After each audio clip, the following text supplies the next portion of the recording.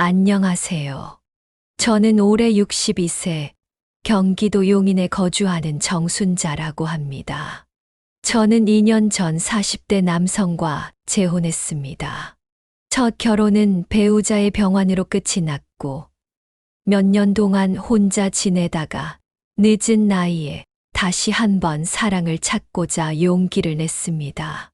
남편은 젊고 활기찬 에너지가 가득한 사람이었고, 저는 그에게서 다시 살아갈 이유를 찾은 것 같았죠. 하지만 재혼 생활은 제가 예상했던 것과 많이 달랐습니다. 남편은 나이 차이에도 불구하고 배려심이 부족했고, 특히 성생활 문제에서 저를 이해하지 못하며 잦은 다툼이 생겼습니다. 저는 그와의 소통을 통해 문제를 해결하고 싶었지만 점점 남편과의 거리가 멀어지는 것을 느꼈습니다. 오늘은 이 재혼 생활에서 겪은 가장 큰 위기, 그리고 그로 인한 배신에 대한 이야기를 들려드리려고 합니다. 남편과의 결혼 초반은 행복했습니다. 그는 저를 사랑스럽게 대해 주었고, 나이 차이를 뛰어넘는 이해심을 보여주는 것 같았죠.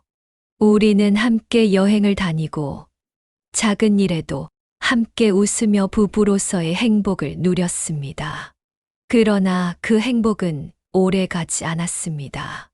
남편은 성격이 다소 급했고, 자신의 욕구를 충족시키는데 집착하는 경향이 있었습니다.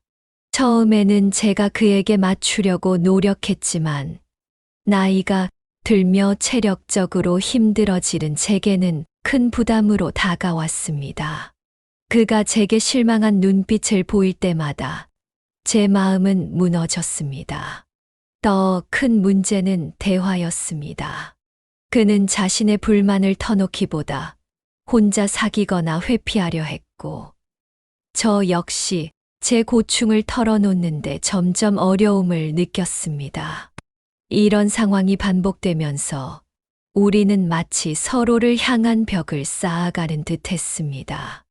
문제가 본격적으로 드러난 건 남편의 생활 패턴이 점점 달라지면서였습니다.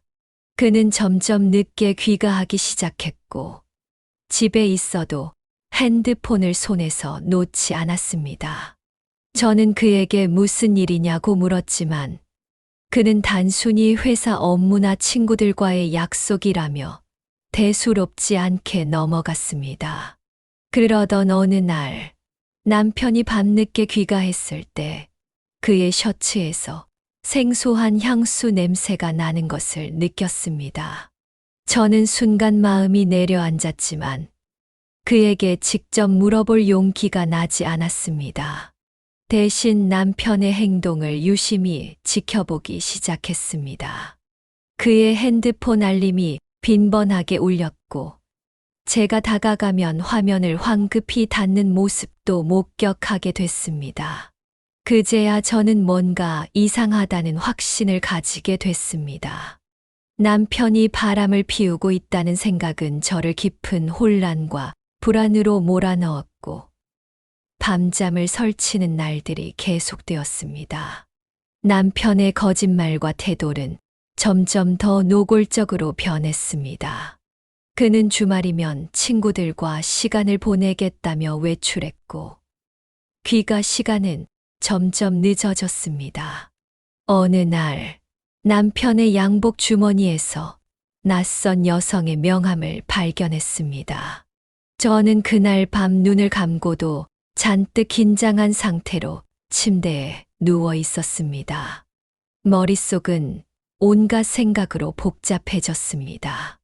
며칠 후, 저는 용기를 내어 남편에게 직접 물었습니다.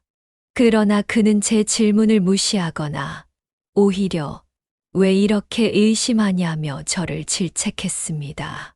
그날 이후로 남편과 저는 거의 대화를 나누지 않게 되었고, 저의 불안감은 더 커졌습니다. 그가 외박한 어느 날, 저는 더 이상 참을 수 없어 그의 물건을 뒤지기 시작했습니다. 그리고 그 과정에서 휴대폰 메시지에서 다음 약속은 언제 하냐는 문구와 함께 교환된 사진을 발견했습니다. 저희 손은 떨렸고 가슴은 차갑게 식어갔습니다. 남편이 외박한 지 사흘째 되던 날이었습니다. 그의 빈자리를 채우려다 못해 잠들지 못한 채 새벽을 맞았습니다. 밤새도록 머릿속에서 수많은 생각이 오갔습니다. 내가 뭘 잘못했을까? 혹시 정말 내가 그를 외롭게 만든 걸까? 하지만 떠오르는 건 끝없이 쌓인 의심과 배신감 뿐이었습니다. 저는 거실 소파에 앉아 그의 귀가를 기다리며 내 손에 쥔 그의 휴대폰을 바라봤습니다. 남편이 샤워하는 동안 슬쩍 가져온 휴대폰에는 비밀번호가 걸려 있었지만 간단한 생일 숫자를 사용한 걸로 기억했습니다. 비밀번호를 입력하자 남편의 세계가 펼쳐졌습니다. 메시지 목록의 맨 위에 떠 있는 이름은 제가 알지 못하는 이름이었습니다. 그와 주고받은 메시지들은 단순한 동료나 친구 간의 대화라 보기엔 지나치게 친밀했습니다. 오늘 너무 좋았어요. 라는 문장과 함께 나란히 첨부된 사진. 제 심장이 멎는 것 같았습니다. 사진 속 두 사람은 함께 저녁을 먹고 있었고 테이블 위에는 작은 선물 상자가 놓여 있었습니다. 이건 단순한 오해일 수도 있어. 스스로를 위로하려 했지만 그 다음 메시지는 저의 마음을 송두리째 부숴버렸습니다. 다음엔 내가 선물할게. 내가 좋아하는 와인도 준비할게. 그의 문자였습니다. 이 메시지에서 감출 수 없는 다정함이 느껴졌고 제 눈에서 눈물이 터져 나왔습니다. 그날 밤 남편이 돌아오자마자 저는 그를 마주했습니다. 이건 뭐야? 떨리는 손으로 그의 휴대폰을 내밀었죠. 남편은 처음엔 당황한 표정을 지으며 얼버무리려 했습니다. 그냥 직장 동료야. 내가 오해하고 있는 거야. 하지만 그의 눈빛은 이미 모든 것을 말해주고 있었습니다. 직장 동료라고 이런 메시지를 주고받으면서 제 목소리가 갈라졌습니다. 남편은 대답 대신 고개를 돌렸고 그의 침묵이 곧 인정이란 것을 알 수 있었습니다. 그 순간 제 안에 억눌려 있던 모든 분노와 서운함이 터져 나왔습니다. 내가 너한테 부족했던 거니? 내가 뭘 그렇게 잘못했는데 내가 이런 짓까지 해야 해? 남편은 한숨을 쉬며 소파에 주저앉았습니다. 내가 이해 못하는 부분도 있을 거야. 나도 사람이야. 나도 외로울 때가 있고 내가 나를 항상 밀어내는 것 같아서 그는 제게 책임을 돌리려는 듯 말했습니다. 내가 널 밀어냈다고 그게 핑계가 된다고 생각해. 제 목소리가 떨리며 높아졌습니다. 넌 내 나이를 몰랐던 것도 아니잖아. 내가 나보다 젊은 만큼 내가 더 노력하려고 했던 걸 몰랐니? 그런데 날 이런 식으로 배신해. 남편은 말없이 고개를 숙였지만 그 모습이 오히려 더 화가 났습니다. 저는 더 이상 이 대화를 이어갈 수 없었습니다. 너무 많은 말을 하고 싶었지만 입이 떨어지지 않았습니다. 대신 눈물이 얼굴을 타고 흘러내렸습니다. 다음 날 아침 집안은 여전히 싸늘했습니다. 남편은 마치 아무 일도 없었다는 듯 평소처럼 아침 준비를 했지만 저는 그의 존재 자체가 불편했습니다. 모든 것이 깨져버린 듯한 느낌. 그가 부엌에서 커피를 내릴 때조차 그의 행동 하나하나가 제게는 자극으로 다가왔습니다. 그날 오후 저는 혼자 변호사 사무실을 찾아갔습니다. 남편이 외도를 했다는 증거들을 변호사에게 보여주자 그는 심각한 표정으로 고개를 끄덕였습니다. 법적으로 당신의 권리를 보호받을 수 있는 방법이 있습니다. 하지만 이걸 결정하기 전에 다시 한번 생각해 보세요. 이혼이 최선인지. 변호사의 말에 저는 고개를 끄덕이며 혼란스러운 마음을 추스렀습니다. 이혼이라는 선택을 쉽게 내릴 수 없었기 때문입니다. 집으로 돌아오는 길, 남편과의 지난 시간들이 머릿속을 스쳤습니다. 처음 재혼을 결심했을 때의 설렘, 함께 여행하며 나눴던 웃음, 그리고 그의 따뜻한 손길. 하지만 지금 제 손에는 그의 배신을 증명하는 증거들만이 남아 있었습니다. 그날 밤, 저는 남편과 다시 대화를 나누기로 했습니다. 이번에는 싸움이 아닌 진심 어린 대화를 통해 이 관계를 끝맺고자 결심했습니다. 우리가 다시 돌아갈 수는 없을 것 같아. 너도 알겠지. 제 목소리는 떨렸지만 단호했습니다. 남편은 아무 말도 하지 않았고 그저 고개를 끄덕였을 뿐입니다. 남편과의 대화는 단호하게 끝났습니다. 저는 더 이상 그와 함께 할 수 없다는 결정을 내렸고 남편도 그 사실을 받아들이는 듯 보였습니다. 그날 이후 집안의 공기는 무겁고 차가웠습니다.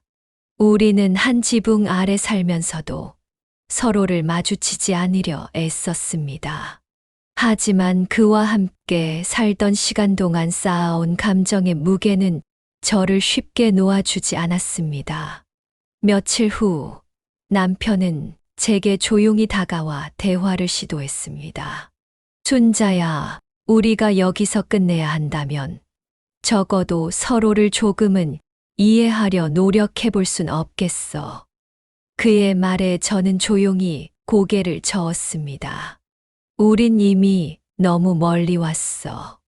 나를 배신한 걸 한 번도 제대로 사과하지 않았잖아.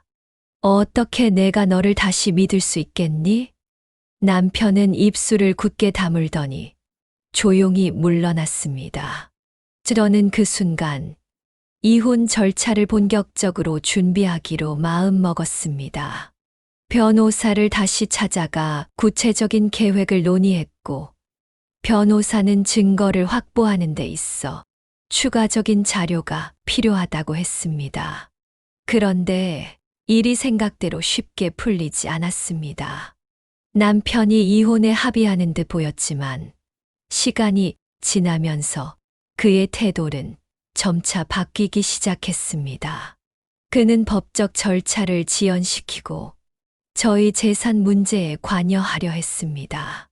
제가 남편에게 이제는 정리하고 서로의 길을 가자고 설득했을 때 그는 미소를 지으며 이렇게 말했습니다. 내가 내게 준 상처가 적다고 생각해.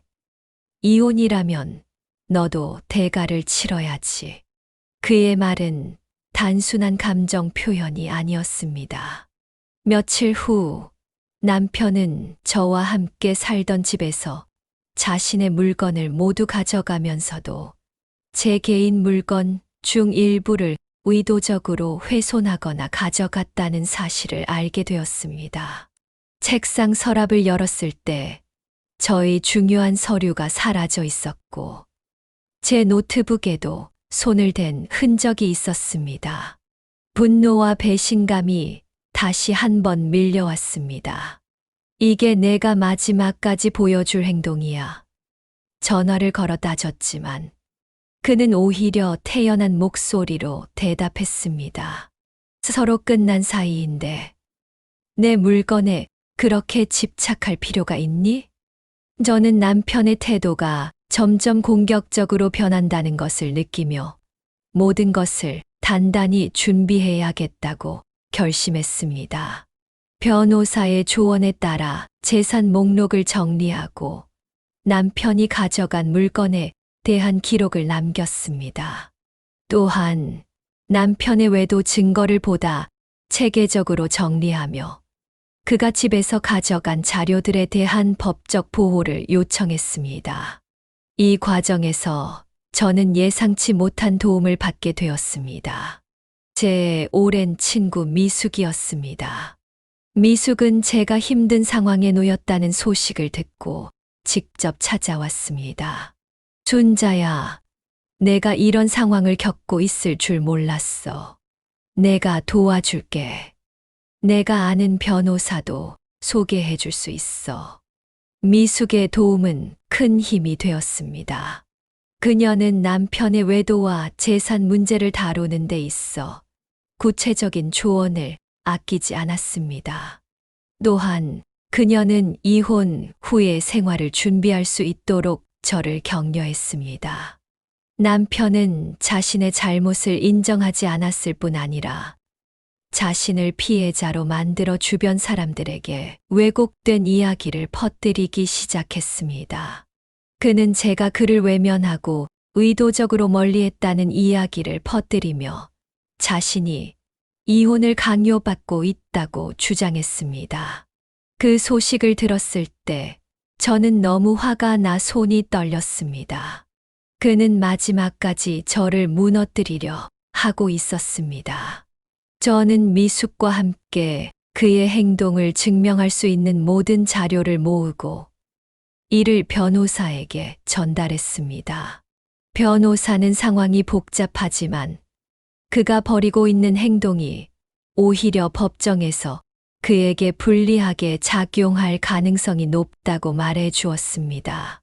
시간이 지나며 저는 이 갈등이 제 삶을 완전히 휘젓는 것을 허락하지 않기로 결심했습니다.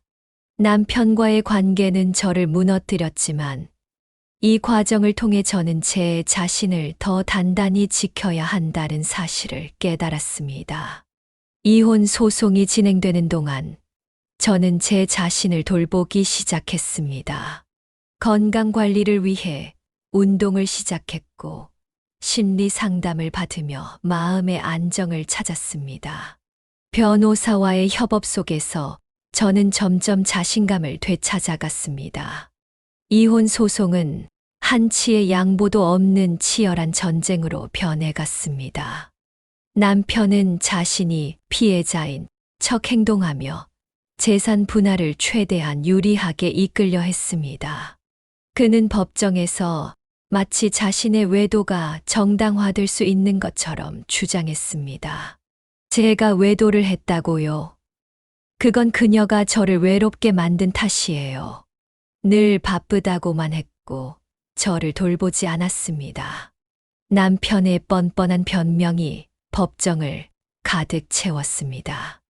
저는 그의 말을 들으며 분노로 온몸이 떨렸습니다. 제 변호사는 침착하게 대응하며 남편의 외도를 입증할 증거들을 하나씩 제시했습니다. 그의 휴대폰 메시지, 함께 찍힌 사진, 그리고 그 여성과의 카드 결제 내역까지. 법정 스크린에 증거가 하나씩 띄워질 때마다 남편의 얼굴이 점점 창백해지는 것이 보였습니다. 변호사가 마지막 증거로 남편의 음성 녹취 파일을 재생했을 때 법정 안은 정막에 휩싸였습니다. 녹취에는 남편이 여성과의 관계를 대화 중 인정하는 내용이 담겨 있었습니다.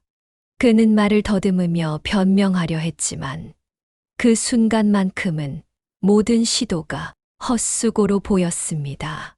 하지만 남편은 여기서 끝내지 않았습니다. 그는 저를 몰아붙이기 위해 주변 사람들에게 왜곡된 이야기를 퍼뜨렸습니다. 내가 그녀에게 얼마나 헌신했는지 아는 사람은 없을 거야. 그런데 나를 무시하고 이렇게 배신하다니. 그의 말을 들은 몇몇 지인은 제게 연락해 정말 그렇게 했느냐고 물었습니다. 저는 모든 걸 설명할 여력조차 없었습니다. 이 모든 상황에서 저를 버티게 한 건 제 오랜 친구 미숙과 변호사의 확고한 지지였습니다. 변호사는 남편의 악의적인 행위에 대해 법적 조치를 추가로 준비하자고 제안했습니다. 저는 결심했습니다. 남편의 잘못에 대한 법적 책임을 묻는 것뿐 아니라 그가 제게 가한 정신적 고통에 대해서도 싸울 겁니다.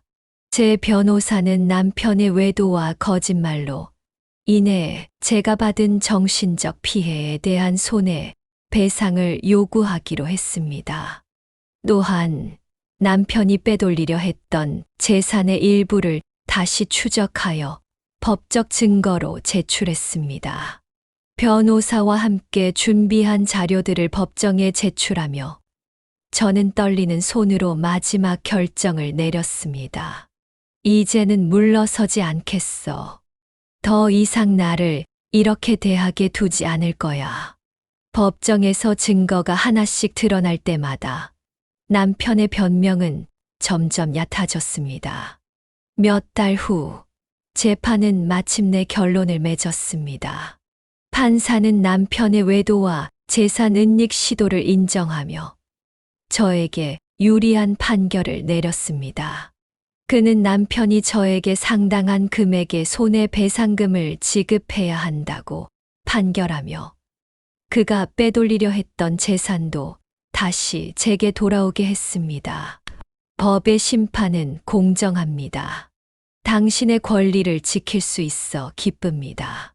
변호사의 말에 저는 무거운 짐을 내려놓는 듯한 기분이 들었습니다. 하지만 이대로 끝내기엔 아직 마음이 풀리지 않았습니다. 제가 그동안 받은 고통과 배신감을 남편이 제대로 느끼게 하고 싶었습니다. 이혼이 확정된 후 저는 이 경험을 발판 삼아 제 삶을 다시 일으키기로 했습니다. 받은 손해배상금을 활용해 저는 노후에 필요한 기반을 다지기 위해 새로운 계획을 세웠습니다. 그리고 남편과의 기억이 담긴 집을 떠나기로 결심했습니다. 미숙은 새로운 시작을 축하해야지 라며 저를 동네의 작은 레스토랑으로 데려갔습니다. 우리는 와인잔을 들고 웃으며 그 남자한테 시간을 쏟는 건 너무 아깝지 않았니? 라고 농담을 주고받았습니다. 오랜만에 웃어본 것 같았습니다. 남편은 손해배상금과 재산 문제로 인해 경제적으로 궁지에 몰렸습니다. 그는 자신의 행동이 부메랑이 되어 돌아온 현실을 마주하며 곤란에 빠졌습니다.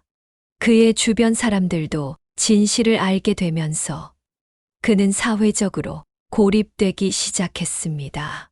저는 그를 완전히 잊기 위해 제 삶에 집중하기로 했습니다. 요가와 여행을 시작하며 제 몸과 마음을 돌보기로 했습니다. 그 과정에서 새로운 사람들과 교류하며 오랜 시간 묻어두었던 웃음과 활기를 되찾았습니다. 이번 일을 통해 저는 배운 것이 많았습니다. 사랑이라는 이름으로 모든 것을 감내하는 것이 진정한 행복은 아니라는 것. 내 자신을 더 소중히 여기고 나를 위해 싸워야 할 때가 있다는 것. 저는 시청자들에게도 이런 메시지를 남기고 싶습니다. 여러분 사랑하는 사람에게 배신당한 경험이 있으셨나요? 그럴 때 절대 혼자 감내하지 마세요. 자신의 권리를 찾고 스스로를 지킬 용기를 가지세요. 결국 가장 중요한 건 여러분 자신입니다. 이혼 후 저는 새로운 집으로 이사를 결심했습니다. 남편과 함께했던 기억이 깃든 공간에서 벗어나야 진정한 자유를 얻을 수 있을 것 같았습니다. 짐을 꾸리며 집안 곳곳에 남아있는 과거의 흔적이 제 마음을 쥐고 흔들었습니다. 우리가 함께 웃으며 식사를 준비하던 부엌, 소파에 나란히 앉아 영화를 보던 거실, 심지어 침대 옆에 놓여있던 그의 옷가지까지 모든 것이 저를 한없이 아프게 했습니다. 이 모든 게 거짓이었을까? 스스로에게 던지는 질문은 날카로운 칼날처럼 가슴을 후벼 팠습니다. 하지만 이내 고개를 흔들었습니다. 이제는 스스로를 위해 살아야 한다는 것을 되뇌며 눈물 한 방울도 더 이상 흘리지 않겠다고 다짐했습니다. 새로 이사한 집은 작고 소박했지만 저를 따뜻하게 감싸주는 느낌이 들었습니다. 이 집의 첫날 밤, 저는 처음으로 마음껏 울었습니다. 이전 집에서 참아야 했던 울음을 이곳에서는 마음껏 쏟아낼 수 있었습니다. 눈물이 흐를수록 제 마음 속에 억눌렸던 슬픔이 서서히 씻겨 나가는 것 같았습니다. 다음 날 아침, 창문을 열자 산들바람이 들어왔습니다. 저는 커피를 내려 한 모금 마시며 창밖을 바라봤습니다. 따스한 햇살이 비추는 풍경은 그 어떤 위로보다도 강력하게 제 마음을 녹여주었습니다. 그제야 저는 생각했습니다. 그래, 이곳에서 다시 시작하면 돼. 내 삶은 아직 끝나지 않았어. 이혼 후, 저는 제 삶의 중심을 찾기 위해 여러 가지를 시도했습니다. 요가 수업에 등록하고 작은 텃밭을 가꾸며 자연과 교감했습니다. 처음엔 낯설고 어색했지만 시간이 지나면서 새로운 삶의 리듬에 익숙해져 갔습니다. 요가 수업 첫날, 저는 몸을 구부릴 때마다 뻣뻣한 근육 때문에 힘들었지만 강사의 조언을 들으며 서서히 자세를 맞춰갔습니다. 숨을 깊게 들이마시고 마음속에 쌓인 긴장을 풀어보세요. 강사의 목소리가 마치 제 영혼 깊숙이 닿는 것 같았습니다.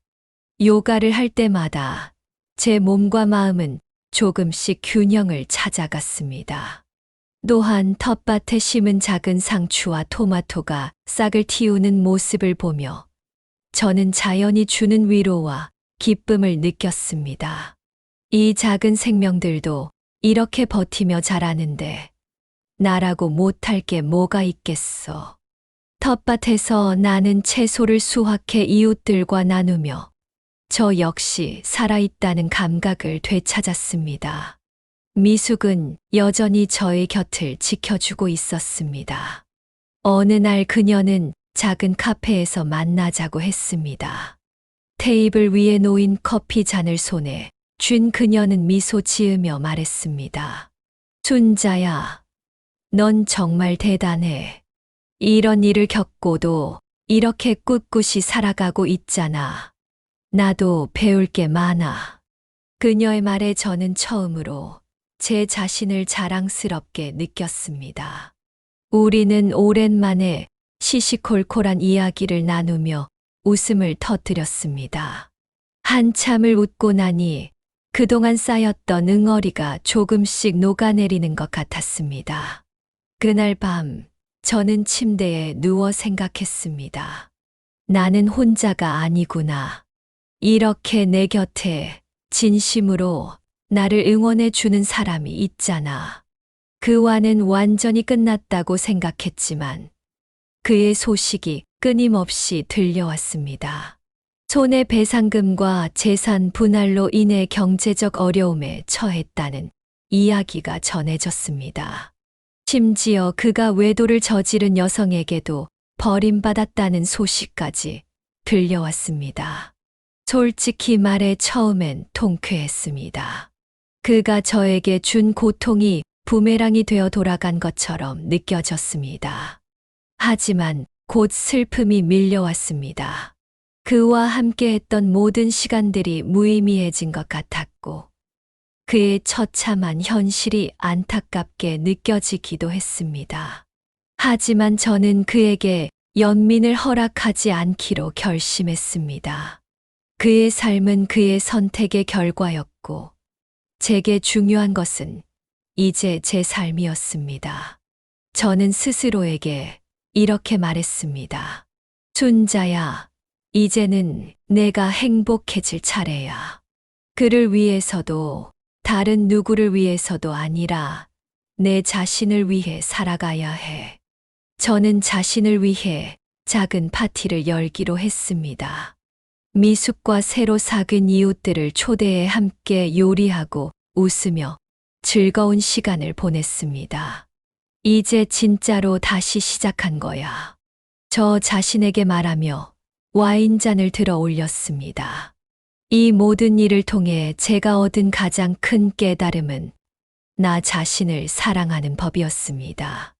다른 사람에게 의지하는 것이 아니라 스스로를 존중하고 보호해야 한다는 것을 배웠습니다.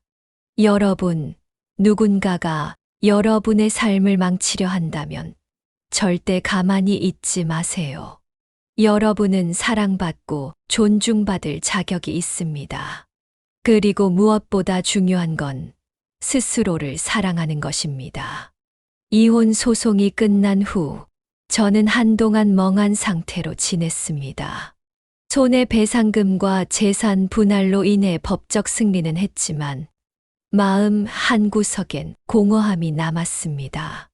이게 정말 끝난 걸까? 스스로에게 되묻는 시간이 많아졌습니다. 하지만 그 질문에 답을 줄 수 있는 건 결국 제 자신뿐이라는 사실을 깨닫게 되었죠. 새로운 삶을 위해 저는 작은 목표부터 세우기로 했습니다. 집 근처 공원에서 아침 산책을 시작했고, 유기농 시장에서 신선한 재료를 사 요리하는 즐거움을 되찾았습니다. 텃밭을 가꾸며 자연의 순리대로 흘러가는 시간을 느꼈습니다. 어느 날 저는 이웃 주민들과 함께 작은 플리마켓을 열게 되었어요. 텃밭에서 재배한 상추와 토마토를 판매하며 사람들과 어울리는 시간이 무척 즐거웠습니다. 이 작은 일들이 내 삶에 다시 활기를 불어넣고 있구나. 그제야 비로소 미소가 입가에 번졌습니다. 하지만 그 과정이 항상 순탄했던 건 아니었습니다. 외로움이 불쑥 찾아올 때면 과거의 상처가 다시 떠올랐고, 때로는 내가 이 길을 잘 가고 있는지 의문이 들기도 했습니다. 한 번은 미숙이 이런 말을 했습니다. 순자야, 내가 그 사람에게 복수했다는 건 결과적으로 보여줄 필요도 없어. 내가 이렇게 더 행복해지는 게 진짜 복수야. 그 말이 제 가슴에 깊게 남았습니다. 내가 복수를 위해 싸운 게 아니라 스스로를 위해 이 모든 결정을 내렸다는 걸 깨닫는 순간이었죠. 그 후로 저는 제 삶에 더 집중하기 시작했습니다. 요가 수업을 들으며 마음을 다스리고, 새로운 취미로 꽃꽂이를 배우며 색채와 향기로 마음의 평화를 얻었습니다. 제가 성장할수록 과거는 점점 희미해졌습니다. 제 삶이 바뀌면서 가장 큰 변화는 사람들과의 관계였습니다. 이웃들과의 모임에 나가 적극적으로 이야기를 나누고 서로의 이야기를 경청하는 법을 배웠습니다. 한 이웃이 이렇게 말했습니다. 순자 씨는 참 강해 보여요. 힘든 시간을 겪었는데도 이렇게 밝게 살아가는 모습이 존경스러워요. 그 말을 듣는 순간 저는 눈물이 나올 뻔했습니다. 강해서가 아니라 더 이상 약해지고 싶지 않아서요. 제가 대답했습니다. 그 말 속에는 제가 지난 시간 동안 쌓아온 모든 고통과 극복의 흔적이 담겨 있었습니다. 여러분은 어떠신가요? 삶에서 크고 작은 상처를 받아본 적 있으신가요? 사랑하는 사람에게 배신당했거나 예상치 못한 아픔으로 혼란스러웠던 적이 있으셨나요? 저는 이번 경험을 통해 큰 깨달음을 얻었습니다. 사랑이란 타인을 위한 것이기도 하지만 무엇보다 나 자신을 사랑하는 것이 중요하다는 겁니다. 제 자신을 돌보고 성장할 수 있는 시간이 얼마나 소중한지 깨닫게 되었어요. 여러분도 비슷한 경험이 있으셨다면 어떤 선택을 하셨는지 공유해 주시겠어요? 상처를 치유하거나 어려운 순간을 극복한 이야기를 댓글로 남겨주세요. 여러분의 이야기가 또 다른 누군가에게 큰 위로와 용기를 줄 수 있을 거예요. 그리고 한 가지 더, 여러분만의 행복을 되찾는 방법이 있다면 알려주세요. 어떤 작은 변화가 여러분의 삶에 큰 영향을 미쳤는지 그 이야기를 들려주시면 좋겠습니다. 지금 제 삶은 더없이 평온합니다. 비록 작은 집과 소박한 일상이지만 제 마음은 여전히 따뜻하게 차 있습니다. 매일 새벽 창문을 열고 들어오는 상쾌한 공기를 들이마시며 다짐합니다. 오늘은 어제보다 더 행복할 거야. 사랑과 배신, 그리고 극복이라는 주제에 대해 여러분만의 생각이나 경험을 들려주세요.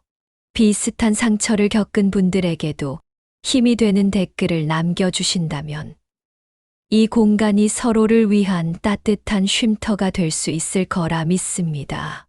여러분의 이야기가 이 대화의 마지막 퍼즐 조각이 되어줄 거예요. 아래 댓글창에서 만나요.